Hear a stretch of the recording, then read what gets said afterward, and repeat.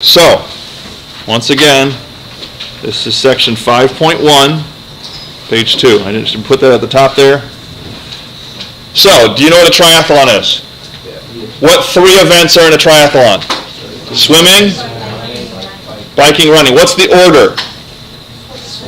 Okay, you swim first, then what?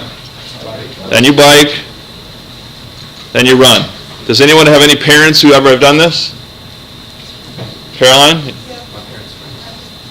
You did it too? Impressive. All right. So, 2.4 miles, 112 miles, 26 miles. Let's add those up. 2.4, 112, 26.2. Total miles, 140. 140 miles. So on my scale, do I want miles on the vertical or miles on the horizontal? Okay, miles on the horizontal. My scale must go from 0 to what? 140. So let's divide this. There's 70. 10, 20, 30. Whoops. 10, 20, 30, 40, 50, 60. This is not good.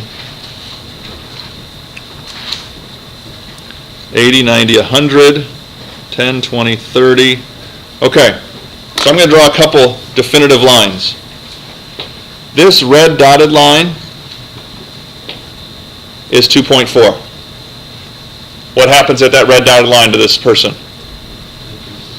They finish the swim. 26 miles later, no, sorry, how many, the bike is later.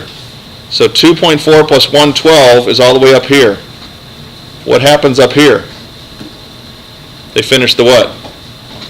The bike, and then all the way here they finish the marathon. How long does an Ironman take? Is it like a whole day? Okay, so it says show the race progress as we compare distance traveled with time. So how long, Caroline, did it take to do this Ironman?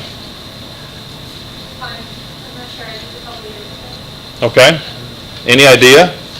Did you start really early in the morning? No, well, okay, my family, we split it all up, so I did just swimming.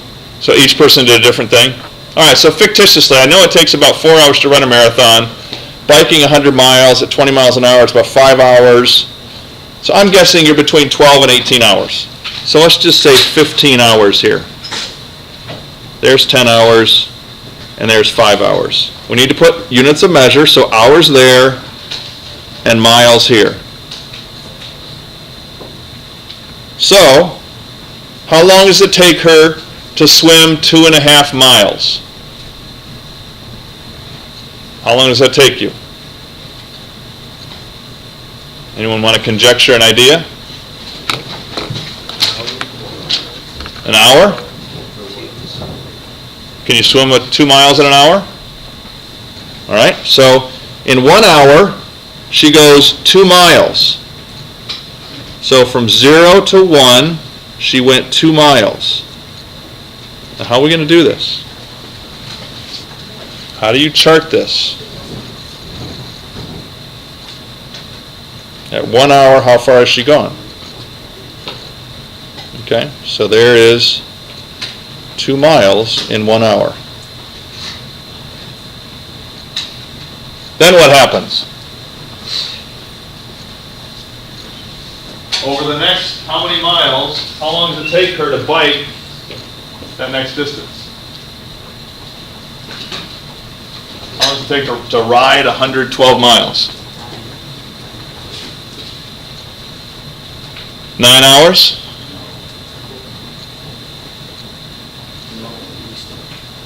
Okay. Is it going to be the same pace? Let's say it takes 9 hours. Is it just going to be a straight pace? Or do you think it's going to change over the course of time? It's going to change. Hills and not hills, but either way, what's going to happen? She's going to get up to there, right? So over the course of time, her speed is going to change. Maybe she gets a flat tire at some point and has to stop. Then we go from there. How long does the marathon take? 6 hours. Okay. Same thing with the marathon. Am I going to draw a straight line? No, maybe she starts out fast and then she slows down and then she goes even slower. Okay, just barely. And so it's just a case of it's going to change up and down as we're going there. Based on how fatigued she is, maybe she gets a cramp, maybe depending on what happens, depends on what your speed is. So your graph might change based on what you do. Now, as we look at this, I might have flipped this differently. Usually you might put distance on the vertical and time on the horizontal. Look at the previous page. Look at this bottom one. Isn't days kind of like time? Isn't this like time? So typically, if you're going to do a good graph, my suggestion would be put time on the horizontal and put your distance on the vertical. Because this way it's a little bit off in terms of what we normally would perceive. But I show that to you just to say, hey, you can't do it that way. It just doesn't make necessarily as much sense as it might normally. So as a general rule, let's put distance on the vertical. Okay? And time on the horizontal. All right, down here at the bottom. Basketball game. Your pulse rate. Okay? Here's the time on the horizontal. Okay? And here's the pulse rate on the vertical. Who plays basketball? All right, Dylan does. Let's say Dylan starts the game.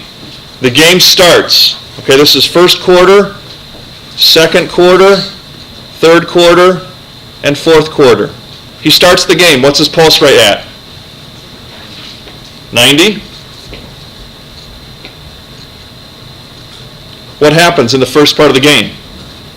He's running really hard. Is his pulse rate going to go up? And then it's going to kind of stay there at this higher level. Then coach sees that he's tired because his pulse rate's going up even higher. What does the coach do? Hey Dylan, you need a break. Why don't you sit down? So what does his pulse rate do as he approaches the bench? Slows down. Is it going to go all the way down the bottom? No. We want Dylan to stay alive. Okay? It's going to drop down to his resting pulse. And he sits there. And he sits there. Something in the game is exciting. He's watching. Does his pulse rate go up even if he's sitting there? Sure, a little bit. A little excitement in the game. Drops back down. Middle of the second half, coach says do what? Go in. Pulse rate keeps going. Goes up.